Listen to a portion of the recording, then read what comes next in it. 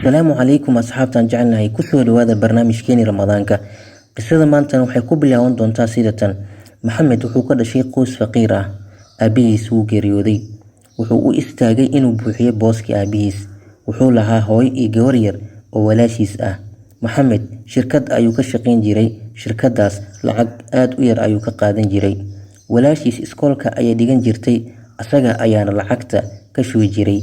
Maalin maalmaha ka mid ah, walaashiis waxay cidda la imaatay kitaab iyo lacag fara badan. Maxamed wuxuu weydiiyey walaashiis sida ay ku heshay kitaabka iyo lacagta. Waxay ugu jawaabtay, waxaan ka baasay imtixaankii, macalimadda ayaa igu abaalmarisay lacagtan iyo kitaabka. Maxamed wuxuu aaday iskoolkii inuu soo ogaado arrintan walaashiis ay sheegayso. Markuu tagay iskoolkii ayuu la kulmay macalimadii abaalmarisay.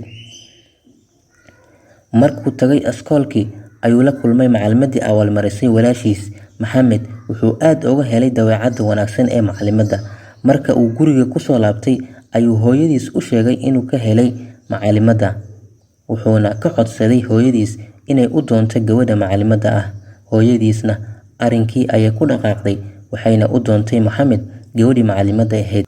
Ilaahay wuxuu qoray inay is-calfadaan, Maxamed oo ka soo jeeda qoys faqiir ah iyo gabadha macalimadda ah oo ka soo jeeda qoys taajir ah.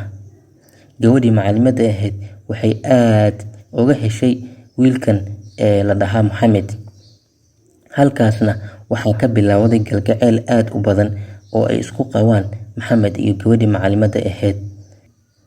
Maalin maalmaha ka mid ah ayaa gabar macalimadda saaxiib ay ahaayeen isku dayday inay isku dirto Maxamed iyo gabadha macalimadda ahayd. Waxay u sheegtay in ninka Maxamed la dhahaa uu waco mar kasta gabar la dhahaa Khadiijo. Gabadhiina aad ayay u masiirtay macalimadda ahayd. Waxay bilowday in ay daba gasho Maxamed gabadha uu wacayo ayna ogaato xaaladiisa. Markay u tagtay Maxamed ayay ku dhahday gabadha Khadiijo la dhahaa waatee. Markay baartay waxay ogaatay gabadha Khadiijo ay ugu qoran tahay telefoonka Maxamed inay tahay iyada.